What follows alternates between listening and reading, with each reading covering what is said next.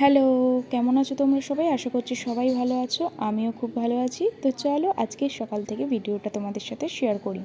সকালে একটা সুন্দর টিফিন নিয়ে তো দেখো চলে এসেছি। তো এখানে চারকোনা করে দাদা আলু ভেজেছিল পোস্ত দিয়ে, আর রুটিটাও কিন্তু দাদা বানিয়েছিল, যেটা খেতে ছিল খুবই নরম আর খুবই ভালো। তো সকালের টিফিনটা তো একদম জমে গেল। তোমাদের সকালের টিফিনে কী কী খেতে ভালো লাগে অবশ্যই কিন্তু কমেন্টে জানাতে ভুলো না। আমার কিন্তু এরকম রুটি আলু ভাজা দিয়ে টিফিন করতে খুব ভালো লাগে, প্রতিদিন না, মাঝে মাঝে কিন্তু এরকম টিফিন হলে বেশ জমে যায়। তারপরে সারাদিন আর ভিডিও তেমন করতে পারিনি কিছু কাজের জন্য। তারপরে সন্ধ্যের দিকে বাবা আজকের কাজে থেকে আসার সময় এনেছিল জিলাপি। সত্যি কথা বলতে গরম গরম জিলাপি খেতে আমার কিন্তু ভীষণ ভালো লাগে। তোমাদের কি ভালো লাগে?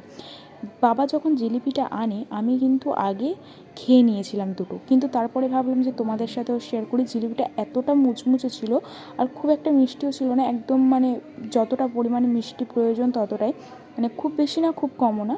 খেতে খুবই ভালো, মানে গালে দিলেই ভেঙে যাচ্ছে এরকম মুচমুচে ছিল।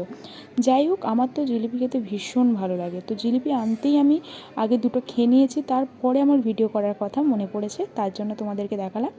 তো চলো, তারপরে আবার কিন্তু সন্ধ্যের দিকে আমি আর মা আবার গেছিলাম একটু বাজারে। তো সেখান থেকে কিনে আনি হচ্ছে চুরমুর। আর আমাদের এখানে চুরমুরটা এতটা সুন্দর বানায়, তোমাদেরকে কি বলবো। বাবার আমি চুরমুরটা খেয়েছিলাম, খেতে কিন্তু ভীষণ সুন্দর, সব কিছু একদম টক ঝাল সব কিছু একদম পরিমাণ মতো দেয়, খুবই সুন্দর লাগে খেতে।